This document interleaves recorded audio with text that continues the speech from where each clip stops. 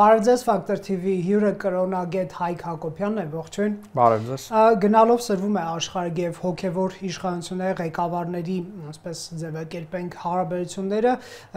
վարչապետ Նիկոլ Փաշինյանը բարձր նշաձող է սահմանում, ասելով, եթե նույնիսկ ինքը միայնակ մնա, միևնույնն է գնալու է մինչև վերջ եւ կաթողիկոսի Գարեգին II հեռացմանն է հասնելու Կիրակի նա Հովնանավանքում մասնակցում էր պատարագի, որը մատուցում էր կարգալույց հռչակված Տեր-Արամ Քահանա Ասատրյանը կամ Ստեփան Ասատրյանը, իսկ Մայր Աթոռը վերջինիս արգելել էր ծեսեր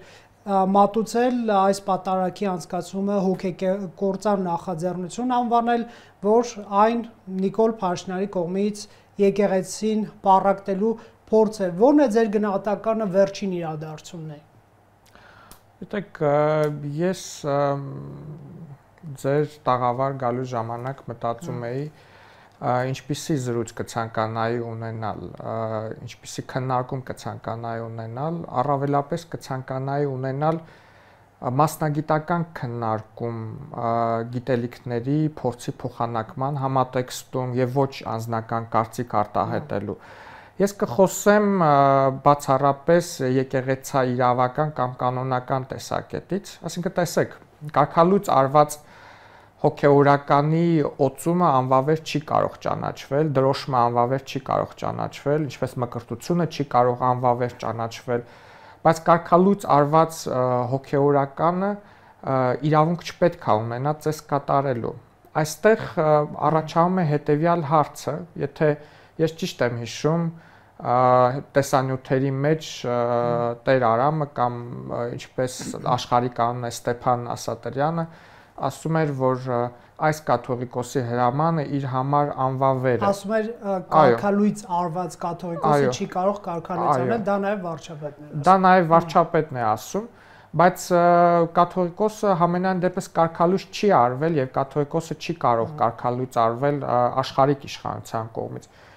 Գիտեք,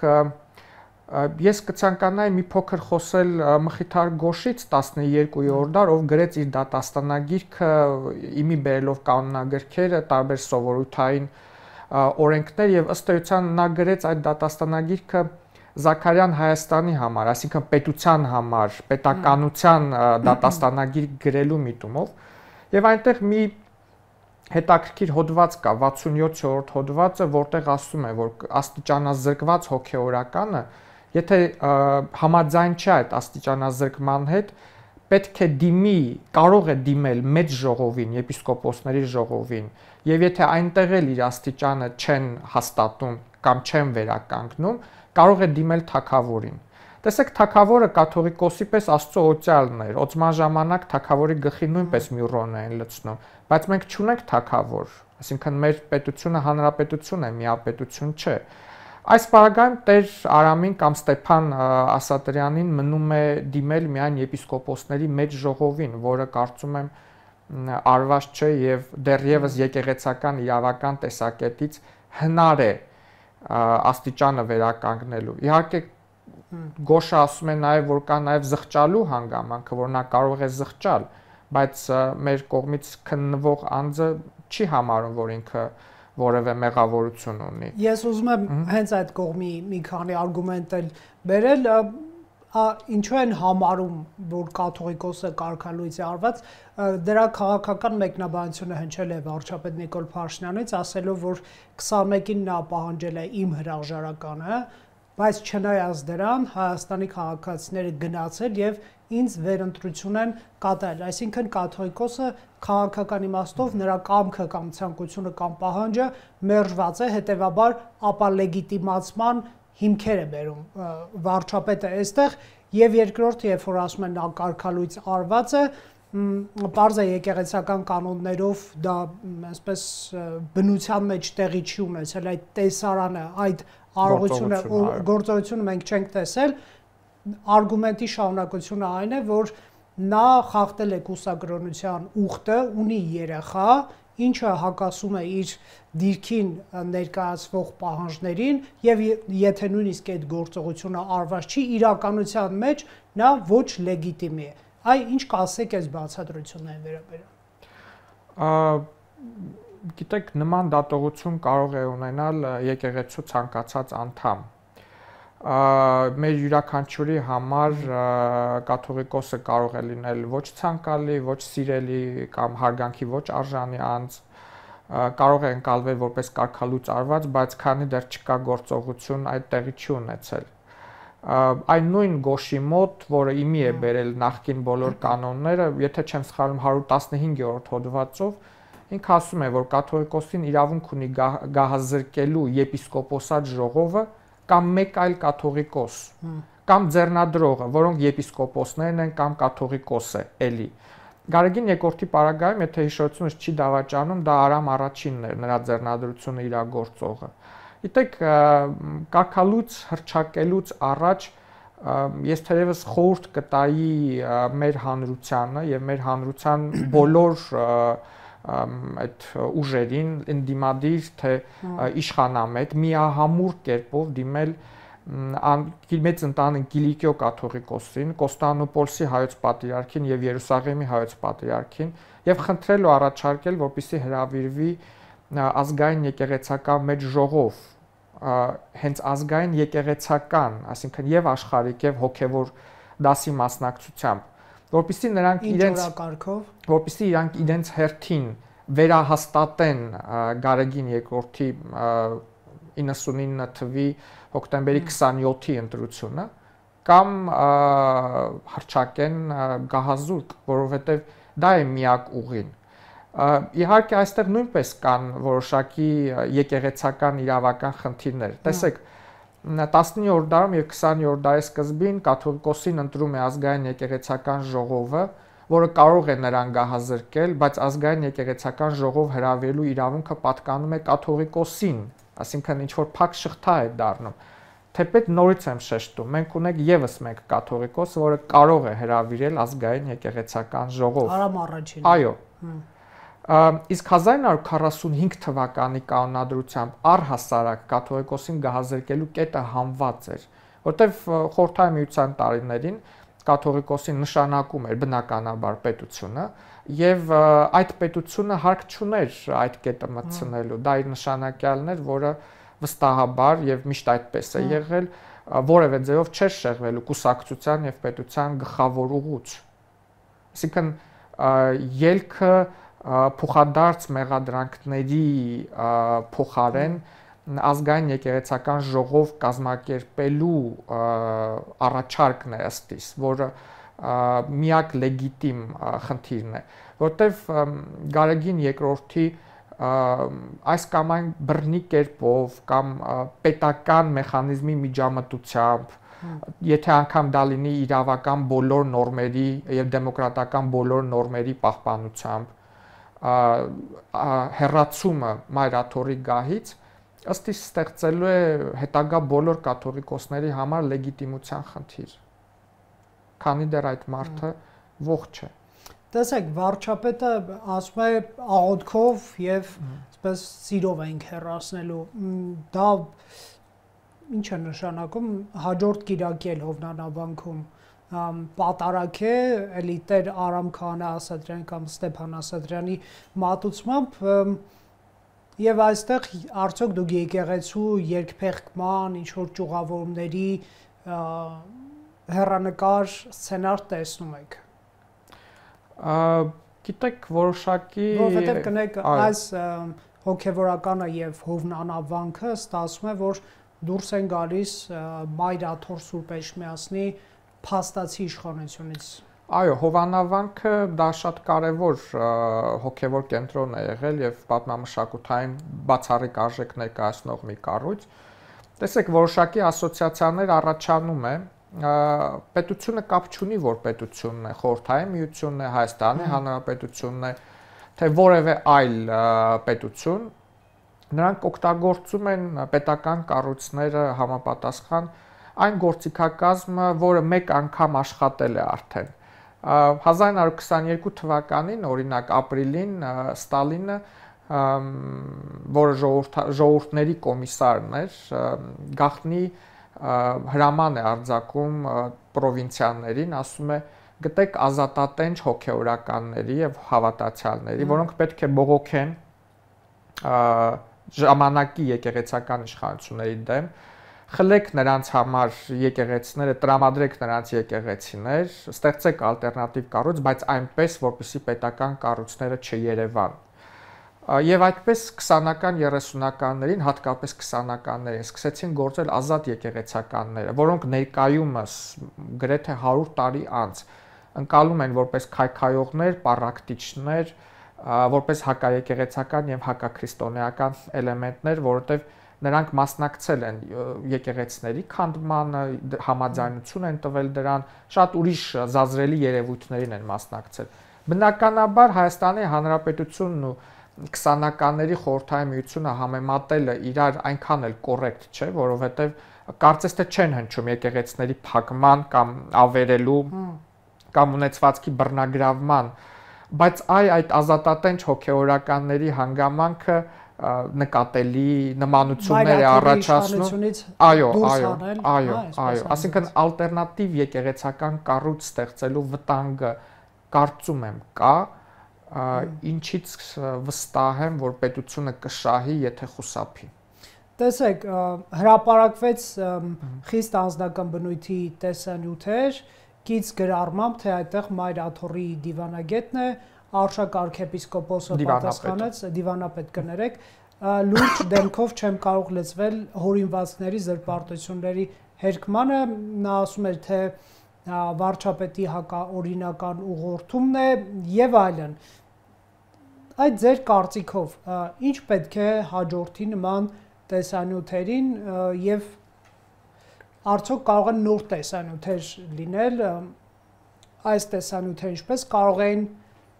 տեսագրվել,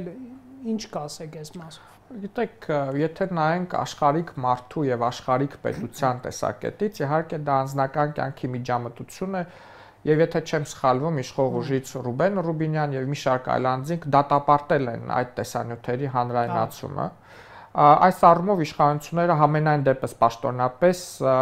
հեռու են պահում իրենցից անձնական կյանքի այդ միջամտություններից, բայց համաձայն եկեղեցական կանոնական հիմնադրույթների հոգեորականը չի կարող ունենալ անձնական կյանք։ Հետևաբար նա պետք է շատ տեսանելի եւ շատ թափանցիկ ապրի այն հոտի առաջ ում հովում է։ Այս առումով հանրայնացվում է այն, ինչը չպետք է լինի։ Այսինքն ոչ եւ ցանկացած հոգեորական պետք է պատրաստ պետք է լինի, որ իրեն խոշորացուցով դիտարկում են իր հոտի յուրաքանչյուր անդամ, որը նաեւ կարող է զբաղեցնել պետական պաշտոն։ Այսինքն այստեղ երկու տեսակետ է գնում՝ աշխարհիկ դեմոկրատական պետության, որի համար անընդունելի անձնական կյանքի միջամտությունը, եւ եկեղեցական, ավանդական, իրավական տեսակետը, որը ասում է, բայց այդ մարդը անձնական կյանք չպետք է ունենա։ Այսինքն երկու ուղղությամբ խախտում կարող է լինել, մեկը անձնական կյանք ներխուժումն է, մեկը եթե հաստատվում է անձը, ասես հոգևոր կանոնների խախտում այն իմաստով, որ անձնական կյանքի իրավունք պետք է բացառել, այո։ Որտեղ ձեռնադրության ժամանակ նույնիսկ անունն է փոխվում։ Այսինքն եթե ձեռնադրվողը կրում է որևէ անուն, անունը փոխում են, ինչը նշանակում է, որ այդ անունով մարդը մեռավ եւ ծնվեց նորը հոգևորը, որը չունի անձնական կյանք։ Տեսեք, մի շարք մեղադրանքներ են ավան դեպքում հնչել, որոնց անձամբ ես չեմ լսել պատասխան։ Օրինակ Գարեգին II ամենայն հայոց կաթողիկոսին վերագրվել է դուստր ունենալը եւ կուսակրոնության ուխտի խախտումը, Նիկոլ Փաշինյանը վերջերս ազգային ժողովի ամբիոնից հղում էր անում մի լրատվամիջոցի իշխանական, որտեղ հնչել էր, որ Գարեգին II-ի եղբայր Եզրասը մեջբերեմ KGB-ի գործակալ է, մյուս դեպքում էլի նույն տիպի լրատվամիջոցներից մեկում սրբազաններից մեկը սիրահատել է անչափահաս տղաների, որ հետո կաթողիկոսը Հայր աղանին ստիպել է իր սգավոր մոր հետ գնալ հակակառավարական ցույցի, այսինքն հնչել են մի շարք մեղադրանքներ եւ Մայր Աթոռից հնչող մեկնաբանությունները այն մասին են, որ շատ ուղիղ մեզ չբերեն, որ այս իշխանությունը հակաեկեղեցական արշավ է տանում եւ սա դրա դրսևորումներից մեկն է։ Այսինքն այսպես բովանդակային բացատրություն հենց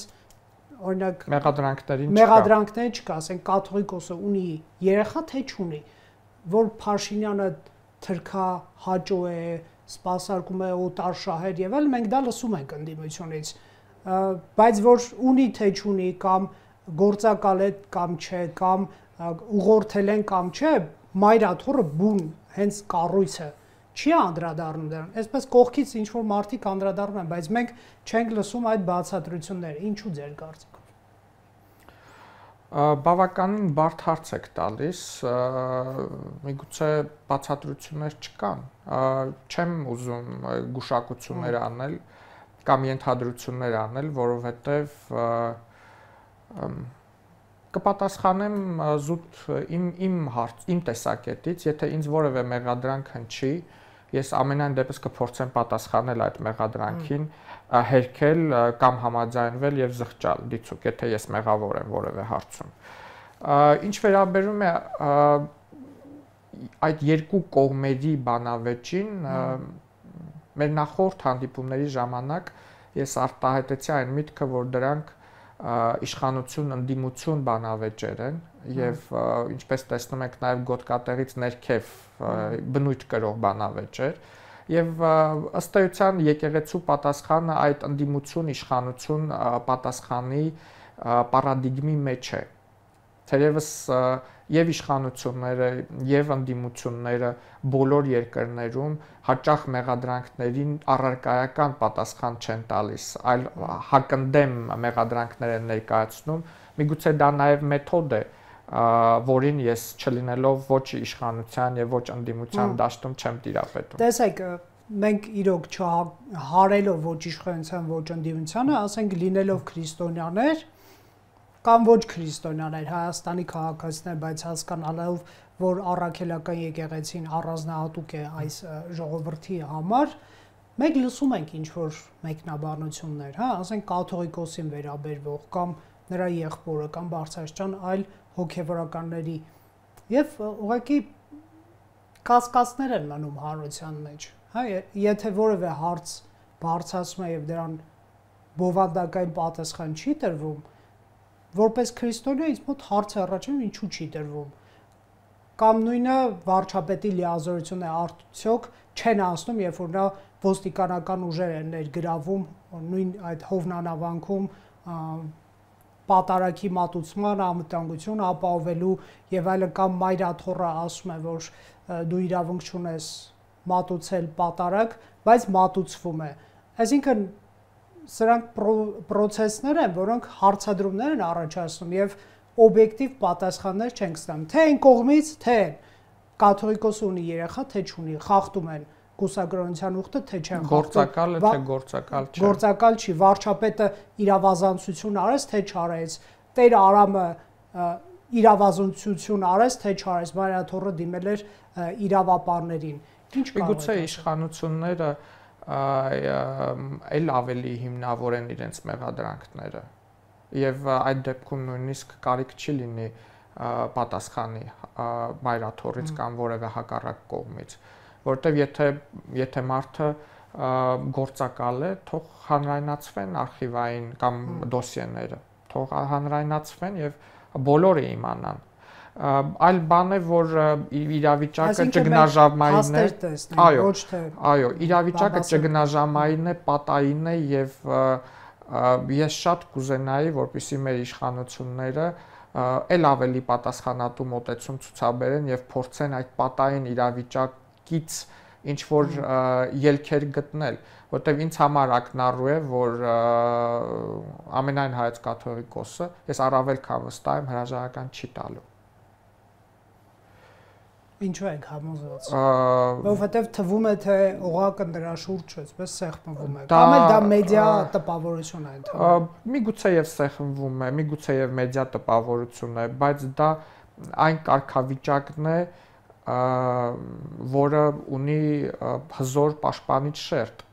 եւ իր անձի համար եւ այն կառույցի համար որը ինքը ղեկավարում է Հետևաբար այդ տեսակետից ես վստահ եմ, որ հրաժարական չի լինի։ Իմ առաջարկը, իմ պատկերացումը դա նվիրապետական այլ աթոռներին դիմել, խնդրել եւ նաեւ պահանջելն է որպես ժողովուրդ ազգային եկեղեցական ժողովի հրավիրման եւ շտաբ վրաս քայլեր չանել, որոնք կարող են ունենալ լեգիտիմության մեջ ճգնաժամ պարունակող տարրեր եւ իրավական տեսակետից եւ որպես ժողովրդավարական երկիր եւ եկեղեցական հետագա ղեկավարության համար լեգիտիմության մեծ խնդիրներ չլինի։ Պոլսի հայոց պատրիարքը մի ակնարկ էր արել, որ շարժ չի լինի կաթողիկոսի կողմից մինչև 26-ի ընտրություններ, այսինքն կկողմնորոշվի նայր հետագա անելիքները, այդպես հասկացանք ընտրություններից հետո եւ ասում է այս process-ները որ կան Հայաստանի հակառուս կամ ռուսամետ լինելու դիրքավորման հարցի շուրջ են պատտվում, սա արտառոց մեկնաբանություններ արդյոք։ Այո, անկեղծ ասած, եւ ձեզնից եմ նոր լսում այդ մեկնաբանության վերաբերյալ գիտեք եւ Հայաստանի Հանրապետության վարչապետը եւ Պոլսո պատրիարքը Սահակ II Մաշալյանը եւ ամենայն հայոց կաթողիկոսը այնպիսի պարոններ են, որոնք մեզանից շատ ավելի շատ տեղեկացված են, շատ ուրիշ ներքաղաքական անտեսանելի գործընթացներում եւ եթե Պոլսո պատրիարքը նման մեկնաբանություն է անում, ուրեմն կա տրամաբանություն այդ մեկնաբանության մեջ։ Դուք որպես ուսումնասիրող հայ առաքելական եկեղեցու պատմության այն քիչ մասնագետներից, որ հրապարակային խոսում է, դա կարևոր է իրականում։ Տեսեք, մենք տարբեր կողմերից լսում ենք, որ ասենք խորհրդային միության ժամանակ հայ առաքելական եկեղեցու շարքերում ներդրվել են այսպես գործակալներ։ Դա ինչքան ես գիտեմ, ստալինյան եկեղեցի կոչեցյանն է, արդյոք դա այդպես է, թե դա զրպարտություն է, այսինքն այս թեման, երբ որ իշխանության տարբեր ներկայացուցիչներ ասում են, որ նման բան է տեղի ունեցել, Նիկոլ Փաշինյանը սեփական մամուլիներ հղում անում, հա, փոխանակ փաստեր հրապարակել որպես վարչապետ, հաստատող փաստեր, որպես իր խոսքը արժանահավատ լիներ, էլի ասում են, որ դե KGB-ի գործակալ է եւ այլն, մինչդեռ մեր հանրությունը երևի ավելի կարիք ունի փաստերի, ոչ թե մեկնաբանությունների, որովհետեւ մեկնաբանությունները դրանք կասկածներ են, ենթադրություններ են, բայց ոչ փաստեր։ Փաստերը դրանք անժխտելի են։ Դուք որպես ուսումնասիրող, ինչ կարող եք ասել սրա առնչությամբ։ Գիտեք, մեր արխիվները միջև որոշակի թվերը բաց են եւ կան եւ այո, եւ գոնե արխիվների ուսումնասիրությունը թույլ է տալիս, որ ես կազմեմ մի այնպիսի տպավորություն, որ մինչև 1938-ն էլ եւ հատկապես 1938-ից հետո, երբ որ Խորեն Մուրադբեկյան կաթողիկոսը սպանվեց խորհրդային գործակալների կողմից, եկեղեցում անշուշտ ներդրվեցին նաեւ գործակալներ։ Ես որոշակի դիմումներ ուսումնասիրեցի ազգային արխիվում, օրինակ դիմողներից մեկը, որպեսզի դառնա կուսակրոն հոգեորական վարդապետ, որպես երաշխավորագիր բերել էր կուսակցական երաշխավորություն, այսինքն աթեիստական պետության կոմկուսի, կուսակցական բջիջներից մեկը, այսպես ասած, երաշխավորագիր էր տվել այդ մարդու համար։ Եվ մեկ ուրիշի դիմումի մեջ կար հատված, որ ասում էր, ես գիտեմ, որ դուք պետությունից հարցնում եք, այ կասեք, որ ես ունեմ այսպիսի արժանինքներ։ Ասածս այն է, որ առնվազն մինչև 1960-ական թվականներ առավելապես կուսակրոն կամ այսպես կոչված կուսակրոն հոգեորականության շարքում քիչ չէին գործակալները։ Բնականաբար որոշակի տարեթվից այն կողմ Եվ կնեք դուք փաստեր եք նշում։ Այո, արխիվային նյութեր, որոնք ցանկացած հետազոտով եւ ցանկացած քաղաքացի, եթե տեղը գիտի, որ թղթապանակն է, որ վավերագիրն է, կարող է գնալ պատվիրել եւ Հայաստանյան արխիվներում կան դրանք։ Այո։ Իսկ ԽՍՀՄ ղեկավարության ինչին էր պետք հայ առաքելական եկեղեցու շարքերում ունենալ այսպես սեփական ականջները եւ աչքերը։ Դա միայն հայ առաքելական եկեղեցում չէ, դա նաև ռուս ուղղափառ եկեղեցում էր եւ մյուս այլ կրոնական կառույցներում նախ հավատացյալները ինչքան էլ խորհրդային միությունը ջանք թափեց, կազմեցին եւ մնացին բնակության մեծ մասը եւ պետք էր այդ մարդկանց որոշակի վերահսկողության տակ պահել։ Երրորդը ոչ մեր եկեղեցում ընդհանրական խոստովանության կարգն է, այլ եկեղեցիներում կար մասնավոր խոստովան, երբ որ մարդիկ գալիս եւ իրանց մեղքերը եւ դրանք զեկուցվում էր բարբերաբար տարբեր մարդկանց կողմից, վստահ եմ եղել են եւ քիչ չեն եղել հոգեորականներ, որոնք չեն զեկուցել, ճիշտ հոգեորական են եղել, բայց զեկուցողներն էլ քիչ չեն եղել։ Եվ բացի դա եւ հայ առաքելական եկեղեցի իրենց տրված խոստովանությունները մարդկանց զեկուցում էին պետությանը։ Եվ բացի դրանից եւ հայ առաքելական եկեղեցին եւ ռուս ուղղափառ եկեղեցին ունեին արտասահմանյան թեմեր, որոնք գտնվում էին այսպես կոչված արևմտյան աշխարհում, կապիտալիստական աշխարհում, եւ այնտեղ գործողվող հոգեորականները նույնպես որոշակի ծառայություններ էին մատուցում։ Թեևս վարչապետի պնդումը այս եւ շատ այլ հիմքեր ունի, որի մասին մենք գոնե ներկա ապրող, ողջ եւ գործող մարդկանց վերաբերյալ, օրինակ ես որպես հետազոտող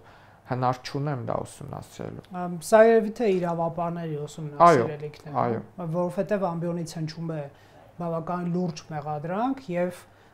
ինչքան էլ պատմականորեն ԽՍՀՄ նման փորձեր արել է սեփական աչքերը եւ ականջները եւ հաջողված փորձ եւ հաջողված արդի հոգեվորականության երբ որ նման մեղադրանք է հնչեցվում մենք կարիք ունենք փաստերի, չէ՞, այսինքն այն որ պատմականորեն դա եղել է, արդյոք նշանակում է որ հիմա էլ է, այսպես ասենք գործակալական ինչ որ ցանց ներդրված։ Իհարկե, դա մեծ հավանական է, որ այդպես է։ Շատ մեծ հավանական է։ Գիտեք, ես նույնիսկ կասեի, որ պետական օրենքները երբեմն եկեղեցական օրենքներից ավելի լիբերալ են։ Օրինակ նույն Գոշի եւ բազում այլ կանոններում, եթե ժամանակակից տերմինոլոգիայով ասեմ, գործարարությամբ զբաղվող հոգեորականները պետք է աստիճանազրկվեն, բայց մենք ունենք գործարարությամբ օֆիցիալ զբաղվող հոգեորականներ, ինչը պետական տեսակետից հանցագործություն չի, եթե նրանք նորմալ հարկեր են մուծում, ստվերի մեջ չեն եւ այլն եւ այլն։ Իսկ եկեղեցու տեսակետից պետք է կարգազրկվեին, աստիճանազրկվեին։ Լավ, իսկ վարչապետի այս միջամտությունը, օրինակ, արդյոք օրինական է, այսինքն այս մեթոդներով հրապարակային հայտարարություններ, չգիտեմ, առաջկա մեջ չգիտեմ ինչ քայլեր կլինեն, մեկ նայիչ միասնի հրապարակում աղոթքի է հրավիրում, մեկ հովնանավանքում այս պատարագին է մատուցում կարգալույց հռչակված քահանայի մատուցմամբ։ Այս ոճը արդյոք այն ոչն է, որ պետք է խոսել Գարեգին երկրորդի հետ։ Գիտեք, դա ավելի շատ իրավաբաններին տրվող հարց է, ինչքանով է դա օրինական, ինչքանով է դա հակասահմանադրական եւ այլն եւ այլն։ Դա ասում է, որ կրոնական կազմակերպության ներքին գործ է։ Բայց այո, բայց զուտ այն միջնադարյան կրոնական քրիստոնեական տեսակետից ցանկացած հավատացյալ կարող է իր կարծիքը արտահայտել եւ նույնիսկ միջնադարյան կրոնական տեսակետից թագավորը իրավունք ուներ եւ շատ հաճախ եւ միջամտում էր եկեղեցու գործերին։ Այլ բան է, որ մենք ունենք վարչապետի պաշտոն եւ ոչ թագավորի եւ պետությունն ու եկեղեցին անջատ են։ Այսինքն այս հարցը ավելի իրավական եւ 21-րդ դարի իրավական հարթության մեջ է։ Չենք կարող միջնադարյան այսպես թագավոր միջնադարյան տեսակետից եթե դիտարկենք Հայաստանի Հանրապետության ղեկավարին թագավոր իրավունք ունի զուտ միջնադարյան տեսանկյունից բայց 21-րդ դարի համար ինչքանով է դա համարժեք տեսեք առաջիկայի համար բացառել արդյոք նոր այսպես ասենք աղմկահարույց պատմությունները հաշվի առնելով, որ Նիկոլ Փաշինյանը ասում է, որ մինչև վերջ գնալու է եւ այլն նոր տեսանյութերի հրապարակումի ընդհանրեն կարող է դա լինել, թե կարելի է բացառել եւ ինչպես պետք է հանրությունը սրանց վերաբերվի, որովհետեւ քրիստոնեության նկատմամբ մեր ժողովրդի մի զգալի հատված ունի նվիրական զգացմունքներ եւ այստեղ կարող է վտանգ առաջանալ, որ բարձրաստիճան հոգևորականներ, բարձրաստիճան աշխարհիկ իշխանություն այս բանավեճը ընդհանրապես վարկաբեկի եւ այսպես նսեբացնի նաեւ քրիստոնեությունը որպես հավատամք, հա, ոչ միայն եկեղեցու կառույցը եւ այսպես վստահության խնդիր առաջանա եւ ներկայացուցիչներին, այլ նաեւ հավատքը։ Նաեւ հավատքը, այսինքն ոչ միայն անձանց բարձրաստիճան հոգևորականների ուղղությամբ ուղղված է իշխանության այսպես թիրախները, հա, այլև քրիստոնեությունը տուժի։ Դուք ինչ ամեն դեպքում ընթացք եք պատկերացնում, որ դա տեղի չունենա։ Նախ սկսեմ տեսանյութերի հարցից ձեր, ես չեմ բացառում, որ նոր տեսանյութեր լինեն։ Ես չեմ բացառում, որ ժողովրդի մի մասը, հատկապես շատ ավելի երիտասարդները հիասթափվեն առհասարակ կրոնից, ինչը իմ սուբյեկտիվ անձնական կարծիքով տխուր կլինի, որովհետև կրոնատած քաղաքացիները սովորաբար ավելի օրինապաշտ են լինում, որովհետև այդ մարդկանց բացի պետական օրենքներից նաև անձնական խիղճն է սահմանափակում տարատեսակ վատ արարքներ գործելու հարցում։ Այս առումով պետության համար լավ կլինի, որ մարդիկ հավատան ինչ որ մի բանի։ Ինչ վերաբերվում է ինչպես պետք է արձագանքի ժողովրդը, իհարկե ես չէ որ պետք է դա, որտեվ ես չեմ հանդիսանում հանրային սպիկեր կամ որևէ։ Չէ, գիտեք իմ հարցը ինչ կանխավարկած ունի, որ ինչ էլ տեղի ունենա բարձրաշխարհիկ եւ հոգեվոր իշխանությունների միջև, դա հայ ժողովրդի հավատը, այսպես քրիստոնեության նկատմամբ չնվազեցնի, հա, այսինքն կառույցի նկատմամբ ես հասկացա ինչ եք ասում։ Իշխանության ներկայացուցիչներն ու համակիրները խոսում են նրանից, որ նրանք ուզում են մաքրել եկեղեցին, իսկ եկեղեցու չստացվի որ հարված է եկեղեցու պաշտպանները, այո, շատ հաճախ անձնական զրույցի ժամանակ իմ հետ ասում են, որ իրենք կառույցն են պաշտպանում, ոչ թե անձը, որտեղ մտահոգված են կառույցի համար։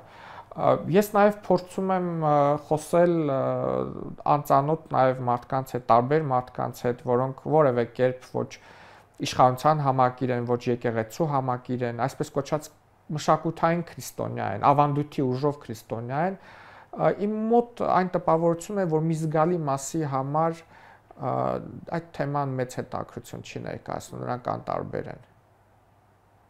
Մի զգալի մասի համար այդ թեման ուղղակի հետաքրքիր նորույթ է, որը նպաստում է, որ նրանք չձանձրանան։ Մեդիա հոսքերի։ Այո։ Բայց հասարակության մեծամասնությունը, ոչ ճնշող մեծամասնությունը ամեն դեպքում ինչ որ նախանձախնդիր վիճակներ ունի եւ կողմ են իշխանության ներկա քայլերին եւ դեմ են պատճառաբանելով, որ կառույց են պաշտպանում։ Ես շատ կցանկանայի, որպեսզի մենք ունենանք պետական եկեղեցի, հայկական պետական եկեղեցի։ Ինչպես հասնենք դրան, ոնց է։ Գիտեք, հունական մոդելն է շատ լավ, երբ որ հոգեորականները աշխատավարձ են ստանում պետությունից։ Հունական մոդել, այսինքն ֆինանսական հոսքերը պետության համար թափանցիկ լինի եւ պետությունը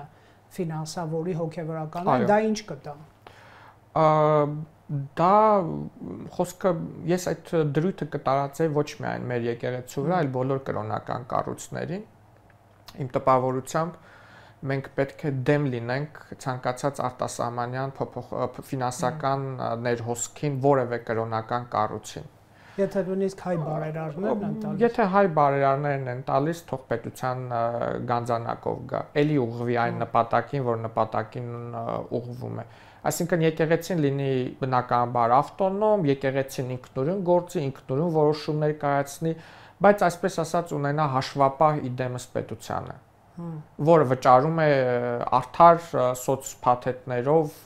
ապահովագրությամբ եւ նմանատիպ այլ բաներով հոգեորականներին։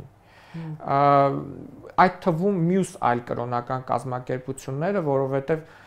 գիտեք, կրոնական հույզերը դրանք այնքան կարևոր հույզեր են, որոնք պետական անվտանգության վրա ազդեցություն ունեցող հույզեր են։ Իմ տպավորությամբ դեմոկրատական, ժողովրդավարական ձևով պետությունը պետք է հանդես գա բոլոր կրոնական կազմակերպությունների հաշվապահը։ Բոլոր։ Իսկ այդտեղ պետություն եկեղեցի տարանջատման սկզբունքը չի խաթարվի, թե ոչ, եթե եկեղեցին ազատ է իր դրամական միջոցները տնօրինի այնպես ինչպես ուզում է եւ որևէ գրության պետությանը ասի այ մեզ գումարը ուղարկիր այստեղ։ Եվ պետություն իրավունք չունենա մերժելու, բացառապես այն դեպքերին, որոնք ունեն օրինականության հետ որևէ խնդիր։ Իսկ ընդհանրապես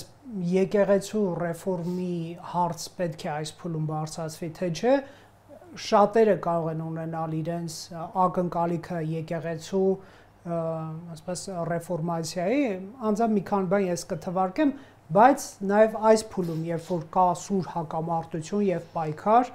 վտանգ չկա ռեֆորմի անվան տակ, ասես ասենք հարված հասցվի եկեղեցու, չգիտեմ, արժեքային կամ այլ սյուներին, գաղտնիք չի հայրաքելական եկեղեցին պահպանողական կառույց է, բայց ասես ասենք այդ ռեֆորմը հավանական է իրականացվի այն լույսի ներքո, որ այդ կառույցի դարեդար եկած ավանդույթները կամ տեսանկյունները այսպես խաթարվեն եւ քրիստոնեական հիմքը խաթարվի։ Ես կարող եմ կոնկրետացնել, օրինակ, տեսեք, կուսակրոնության, հա, այս թեման, սա գործիք է դարձել աշխարհիկ իշխանության ձեռքին, ճակերտավոր հետապնդելու բարձրաստիճան հոգևորականներին այս հարցով։ Դուք խախտել եք կուսակրոնության ուխտը, թե չեք խախտել։ Միգուցե կարիք կա նման, ասես ասենք 21-րդ դարին ոչ հատուկ օրենքներից ազատելու այս մարդկանց։ Ես հասկանում եմ, որ ոչ մասնագիտական կարող եմ խոսքը թվալ, բայց շատ եմ լսում այս հարցը։ Մինչև 4-րդ դարը կուսակրոնություն ըստ էության չկար եւ եպիսկոպոսներն ու կաթողիկոսները վարդապետները ամուսնանում էին։ Եվ դա ներդրվեց եկեղեցական կալվածներն ունեցվածքը ընտանիքի անդամներին չփոխանցելու եւ այդ ամեն ինչը, որը ժողովրդի հարստություն է, ժողովրդի մոտ պահելու համար։ Բայց մենք չունենք ներկայումս կալվածքներ, մենք չունենք վերահսկողություն եկեղեցական ֆինանսների վրա եւ չգիտենք մեր կուսակրոն հոգեորականները իրանց ընտանիքներին, այդ թվում եղբայր, մայր եւ այլն, ինչքան ֆինանսական միջոցներ են փոխանցում, որը ըստ միջնադարյան ընկալումների չպետք է լիներ, նրանք առհասարակ պետք է քաշվեին վանք եւ մինիմալ շփում ունենային նույնիսկ իրենց ընտանիքների հետ, բայց ինչպես դուք նշեցիք 21-րդ դարն է եւ այս տեսակետից դրամական փոխանցումներ, ընտանիքի հետ տեսակապ եւ անձամբ շփվել բնականաբար կա եւ ես չեմ բացառում, որ ռեֆորմի կարիք կա, որ պետք է դարձնել դա կամավոր, ով ուզենա կուսակրոն մնա, ով ուզենա ընտրի ամուսնացած մարդու առաքինի կարգավիճակը, բայց ես չէի ցանկանա, որպիսի կաթողիկոսի ներկայիս իշխանության հակամարտության եւ կաթողիկոսի հնարավոր փոփոխության կամ գահազեկման հարցի հետ միասին դրվի նաև բարեփոխումների հարցը, որովհետև դա չափից դուրս շատ կլինի միանգամից անելու համար։ Ես ենթադրում եմ, որ նախ պետք է լուծել այս ճգնաժամը, որից հետո արդեն այն ազգային եկեղեցական ժողովը, որը ընտրել է կաթողիկոսին, չցրվի եւ որոշակի հարցեր քննարկեն եւ պայմանավորվեն հերթական անգամ հանդիպելու։ Օրինակ, ինչպես 1960-ականներին Վատիկանի երկրորդ ժողովն էր, երբ որ հռոմեակաթոլիկ եկեղեցու կարդինալներն ու եպիսկոպոսները հավաքվել ու ամենատարբեր հարցեր են քննարկում հասարակության իրանց առջև կանգնած մարտահրավերների համար դեմք ունենալու, պատասխան ունենալու համար։ Ինչպես եք պատկերացնում այս ճգնաժամի լուծումը։ Ես մեր զրույցի սկզբում էլ դա նշեցի եւ նորից եմ դա նշում, որ ազգային եկեղեցական ժողով, որը պետք է որոշի, մնում է ներկայիս կաթողիկոսությունը, զրկվում է գահից, օծվում է ներկայիս ամենայն հայոց կաթողիկոսին զուգահեռ կաթողիկոսակից, գահակից կաթողիկոս, որտեղ այդ երևույթը նույնպես եղել է, որ այս կամ այն պատճառներով, եթե կաթողիկոսը տկար է զգացել կամ հնար չի ունեցել որոշ պարտականություններ կատարել, նշանակվել է, օծվել է գահակից կաթողիկոս։ Միգուցե տեղապահ, միգուցե պետության հետ հարաբերությունները պահելու համար նշանակվի տեղապահ կամ կաթողիկոսը զբաղվի այլ հարցերով, տեղապահապետության հետ շփումներով։ Ամեն դեպքում դուք ներկա վարչապետի ժամանակ եւ ներկա կաթողիկոսի ժամանակ միջանձնային եւ միջկառույցային հարաբերությունները անցել են այնպիսի կարմիր գծեր, որ ես շատ քիչ հավանական եմ համարում իրենց շփումը։ Ինչը մեր պետության համար պետք է որ լինի։ Շնորհակալ եմ զրույցի համար, կհետևենք։ Շնորհակալություն։ Factor TV-ում հյուրընկալել էինք Հայկ Հակոբյանին։